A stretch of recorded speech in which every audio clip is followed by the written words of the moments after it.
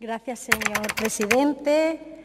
Buenas tardes, señor consejero, señorías. Yo tengo que empezar mi intervención, no puedo hacerlo de otro modo, pues agradeciendo el trabajo que han realizado los portavoces que hemos trabajado en la iniciativa, el portavoz del Grupo Socialista, también del Grupo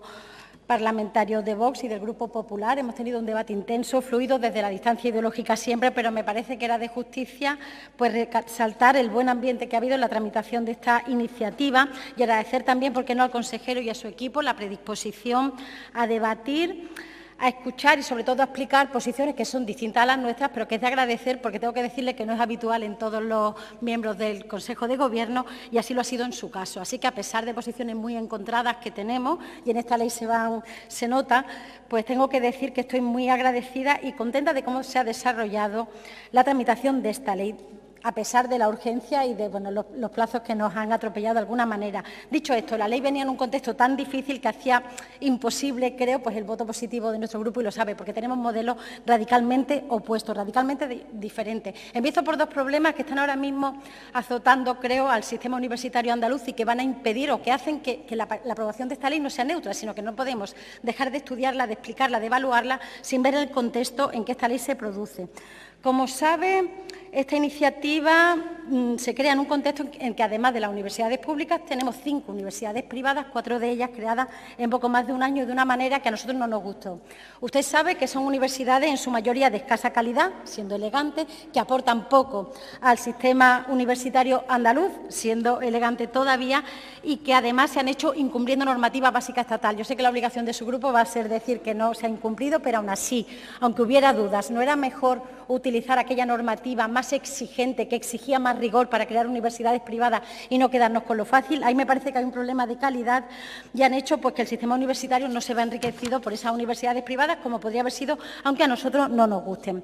Esto es grave, pero no es siquiera lo más grave. A mi juicio, lo peor que está pasando es el problema de financiación de las universidades públicas. Usted sabe que estamos aprobando presupuestos históricos año tras año, llevamos 7 años y estamos viviendo, por lo visto, una energía de dinero increíble en el que se invierte mucho dinero, pero las universidades públicas se encuentran asfixiadas. A día de hoy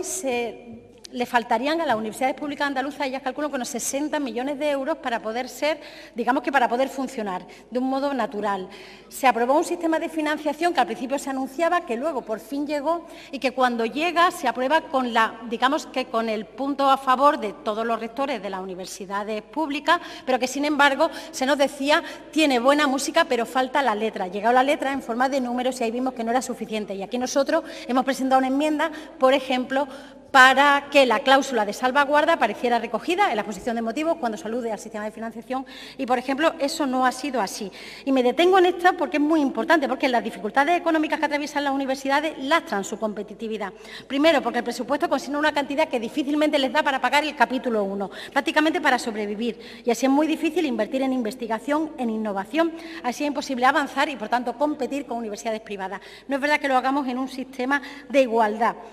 Y esto no es un detalle y no es una casualidad. Y usted sabe que yo le repito mucho que la universidad es probablemente el único ascensor social que nos queda en Andalucía, la tierra más desigual de cuantas tierras tiene España. Seguramente la mayoría de sus señorías aquí tienen más estudios que tienen sus padres y eso hace que tengamos mejores condiciones, no solo económicas, sino socioeconómicas, que es muy importante, que han tenido nuestros padres. Y es que el acceso a la universidad no es solo acceder a un título que te da mejor empleo, que también seguramente. Muchas veces están más remunerados incluso pues, empleos que no requieren un título universitario, pero es que la universidad no va de eso. La universidad va de abrir la mente, va de alimentar el espíritu, va de crear ciudadanos libres, formados. Y es verdad que no todo el mundo tiene que ir a la universidad, pero todo el mundo que tenga inquietud tiene que poder ir a la universidad pública. Ahí se mide la grandeza de una tierra y por eso nos parece tan importante tratar bien, mimar, cuidar a la universidad pública como ascensor social para acabar con esas desigualdades que lastran nuestra tierra y funcionar como un auténtico motor de cambio y avance. Y ahí es fundamental la tarea de la Administración, no solo creando las condiciones de competitividad con una adecuada financiación de la universidad pública,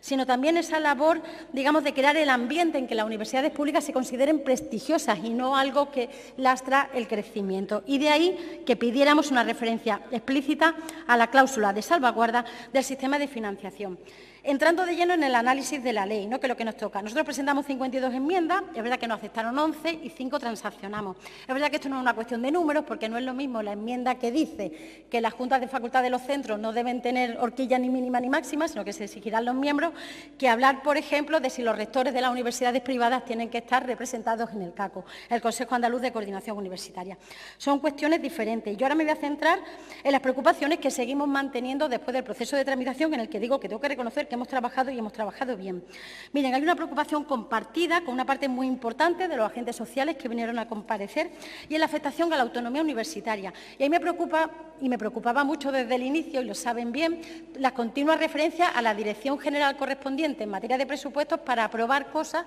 que venían establecidas en la ley. Y claro, eso es no conocer el sistema de fuentes y, sobre todo, supeditar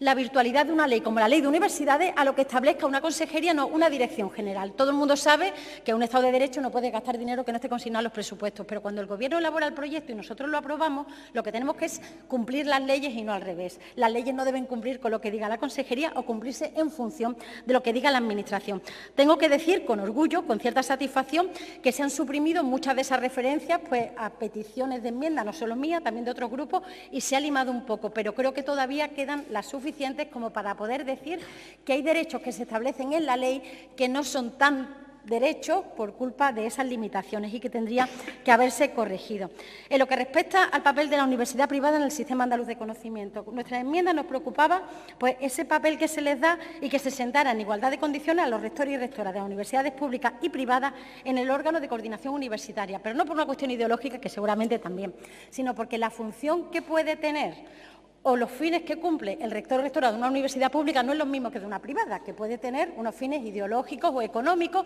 que pueden ser legales y acordes al ordenamiento, pero que no coinciden con esa función de promoción del conocimiento de interés general desde lo público que tiene un rector o rectora de la universidad pública. En consecuencia, nos parece que está sobredimensionado su papel y que deberían haber admitido nuestra enmienda, en la que creíamos que su representación debía ser, pues bueno, una persona, un rector o rectora que representara a todos los de las privadas, pero ni mucho menos uno por universidad, porque ya tenemos muchísimas. También sabe que nos preocupaba, presentamos una enmienda para que el alumnado de las ramas sanitarias de las universidades privadas pues se preocupara sus prácticas en los centros sanitarios privados. Nos parecía lo lógico y, sin embargo, no ha sido así, y ahora el alumnado de universidades privadas en ramas sanitarias también podrá acceder al sistema sanitario público para hacer sus prácticas y completar sus horas necesarias, y nos parece que no, que si es privado pues hay que llegar hasta el final y ser consecuente. Lo que pasa es que la iniciativa privada, pues muchas veces privada cuando interesa y cuando no se tira de lo público. No estamos para nada de acuerdo. Hay otra cuestión que también ha llevado debate y que a mí me ha hecho, reconozco que el consejero me puso en duda cuando lo debatimos, el tema del nivel de inglés, que si B1, que si B2. Está muy bien exigir una segunda lengua, no de inglés, exigir una segunda lengua al alumnado universitario, pero a mí me preocupa porque la capacitación en idioma es una de las cuestiones que más indica el nivel socioeconómico del alumnado. No solo una cuestión económica, siempre insisto en esto, sino socioeconómica, qué tipo de familia viene, los estudios que tienen, etcétera. Y me parece que supone una dificultad que puede ser adicional para un alumnado que muchas veces llega pues becado en situaciones de dificultad y que además va a tener que, se le va a exigir un nivel de idiomas superior, que está muy bien que se le exija, pero me parece que cuando hay diferencias de partida, y siempre las hay, y en la universidad las hay, y aunque haya becas las siga habiendo, porque lo decimos siempre, no es lo mismo poderte pagar un piso al lado del campus que tener que venir de un pueblo en un autobús por la mañana y llegar pues con 3 horas menos de sueño y luego tener que hacer el camino inverso que no hacerlo. Por todo eso, nos parecía que había que incluir referencias, algunas se han incluido, aunque somos conscientes del modesto efecto que va a tener, pues las alusiones a la vivienda en el caso de los estudios universitarios. Es muy triste, y a día de hoy está pasando, que el precio de la vivienda provoca que lo que preocupa a muchas familias no es lo que van a tener que pagar por los estudios universitarios, porque siempre hay que pagar algo, sino que es que el precio de la vivienda está desorbitado. Nos parecía fundamental incluir alguna referencia, a ver si el Ejecutivo alguna vez quiere poner en práctica, para que las consejerías de universidades, las competentes en materia de vivienda y las universidades públicas trabajen para que haya una mayor dotación de plazas públicas a precios competitivos para que el alumnado pueda ir. Una sociedad en la que alumnado competente, que tiene cualidades, que tiene capacidades, no puede llegar a la universidad o no saca todo el provecho que tiene por cuestiones socioeconómicas, una sociedad que no solo está haciendo bien su trabajo, sino que está lastrando su futuro. Por todo eso, tengo que decirle que, bueno, que a pesar de que estamos satisfechos pues, con algunas de las enmiendas que se han introducido, usted sabe que el modelo de universidad pública que nosotros defendemos no está lo suficientemente representado en esta iniciativa, por tanto, no podemos aprobarlo, pero dejando por delante pues, el agradecimiento a todos los que han participado, porque me parece que hemos hecho un trabajo, bueno, pues en ese sentido, lo mejor que hemos podido. Gracias.